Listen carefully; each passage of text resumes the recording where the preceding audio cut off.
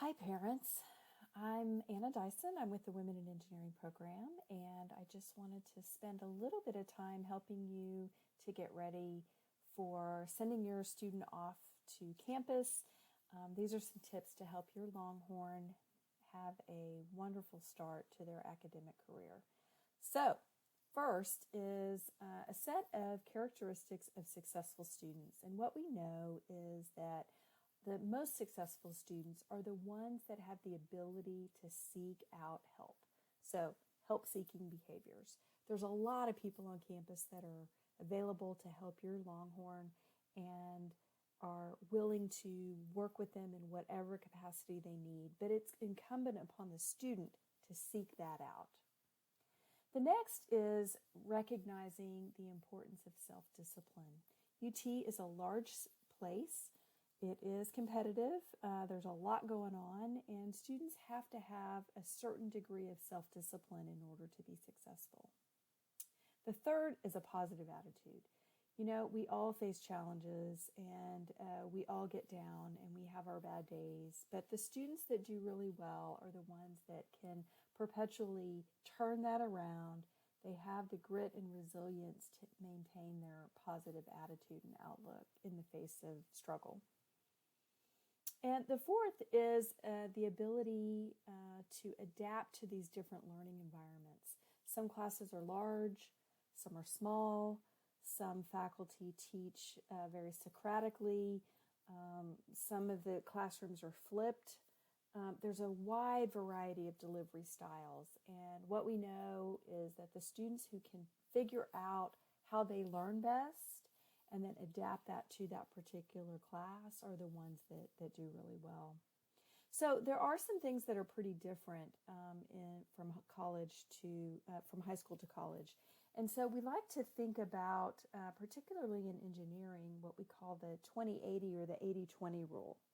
So the way this works is that in high school, about 80% of a student's success comes from the teacher teaching the students, and about 20% of their success in high school are the things that they do at home or homework or outside of class. But when the students come to college, that formula flips. And so 20% of a student's success in college is going to lecture and is from the faculty member. And 80% is all of the work the student does on their own. And so we have to get students to rethink and reshape how they study, how they learn, how they even approach and think about their work, because it is very different. The expectations are really inverse to what they are used to. And so we spend a lot of time helping students think about this differently so that they can have some success in college. So there are 5 secrets to success. And the first is we train and teach students that they need to start with a paper planning tool. So a lot of people like to use their phones, their computers, Google Calendar, and all of those things are good. But to start off, there is really something very different that happens when you take pen to paper and you map out your schedule and your plan. And so we force students to do that, and I would encourage you to help them to start and think about that. Later on, there's plenty of time to convert that once they have learned how to do this in a different way. And we'll come back to that in just a minute in terms of some other secrets. The second is spending time in between classes, reviewing and preparing. So what happens a lot for our incoming students is they tend to waste time in between classes. Not all the classes are like in high school where they're stacked back to back. There's oftentimes large gaps, and students that are very successful take those gaps to study. And so the way we try to characterize this is spending about half an hour after class reviewing what just happened in class. And then for the second half hour, in between, let's say there's an hour between classes, so that second half hour, they're reviewing what they're about to walk into. If there's more time, then obviously students can spend more time studying. But we know that the students who spend time between classes working on the classwork are the ones who are successful. Those students who goof off, go take naps, do other things that are not academically related tend to struggle, because that means that they have to spend more time later, which means they spend less time sleeping and being healthy and so forth. The third secret is the engineering study formula. And so we get students to think about this formula right away, and that they need to be spending about 3 hours of studying for every hour in class. So a student who's enrolled in 15 hours needs to be studying about 45 hours a week. And so it is a full-time job, and the students who are successful are putting in the time. Now, that is not true for every class. Some classes are going to be more than that, and some classes might be less than that. But that's the average, and that's where we want students to start, and then they have to figure out what their skill set is and modulate that more or less depending on where they are. The fourth tip is utilizing tutoring and study groups. The Cockrell School provides free tutoring, and this is peer-led, and the reason we provide free tutoring is that students need it. So the sooner they decide that they need it, the more success they have. The students who are resistant to using tutoring or who are resistant to working with others are the ones who struggle. Engineering work in the field, in the world, is not done in isolation. So we don't want students to continue that habit that they have developed through the K-12 and in particular high school of working in isolation. We need to break that very early on. And the fifth secret is to break that from separating where they live from where they study. So if we think back to this idea of this study formula of 3 hours for every hour in class, of spending time between classes reviewing and preparing, these are all things that you do when you work. If you have meetings, if you teach school, if you work with clients, you're preparing, you're reviewing what you just did and preparing for the next thing, just like you would for class. You're probably working more than 40 hours a week, just like students should be doing with regard to studying. You're working with other people, and for the most part, except for in extreme situations, we typically do not live where we work. So we know that students who tend to study in their dorm room have a hard time. All right, so facilitating conversations. It's really important that you communicate about the success, the experiences, but particularly the struggles. Learning from failure is the easiest way for students to change their habits.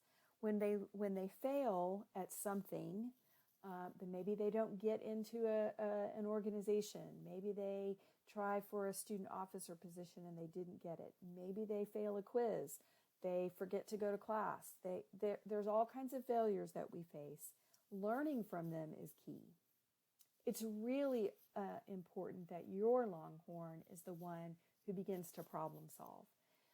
The tendency is to continue to try to do that, but we are going to support your Longhorn being the one seeking out the information, and we want your help in that. And the fourth way to facilitate conversation is to help identify and encourage the use of campus resources. So sort of thinking about your role is to say, have you talked to your advisor? Have you gone to tutoring? Remember, it's free. Have you used some of these student experience offices? Are you connecting that way? And we'll provide you with more information along the way to help you have those conversations. So there are some great questions for parents to ask. Number one reason students fail is by skipping class. Are students studying enough? Are you reviewing material in the class weekly? If they're studying enough, they will be, but procrastinating is something that we all do, but it is something that we need to address and acknowledge. Are you scheduling goof-off time? Everyone needs time to relax, exercise, hang out with friends, but it does have to be managed, and students who aren't willing to work on a schedule and manage that time are the ones who struggle. We know that the unexpected happens, but not everybody plans for that. And so starting assignments early is a really important thing. Again, that procrastination is really where it creeps up on students in a way that causes a lot of stress and anxiety. Staying in touch with their advisor is a great way to stay informed. Oftentimes students think of advising as simply a transaction in order to register, but it can be so much more if the student wants it to be that way. In addition, as I mentioned earlier, there are so many people on campus that are advisors that are there to help your student. Going to office hours is a great way for students to get additional help. What I recommend, because sometimes it's pretty intimidating to do that, is to go with somebody else from your class. So that's why you need to make friends with your classmates. That's why students are encouraged to have study groups so that they can also go to office hours and talk to the professor or the TA to get additional help and clarity. Again, tutoring is free. There's a lot of places to go, and all you need to know is that you should be asking that question. Your student will know where the resources are. If they don't, you should point them to me. And again, studying in groups is a great way to break down some big, complex material, and it can be done much more efficiently in a group. All right, quick note about FERPA. FERPA is the Family Educational Rights and Privacy Act of 1974. You can read a lot more about it, but essentially what it means is that as administrators on campus, we are restricted from releasing personal information about your student to you.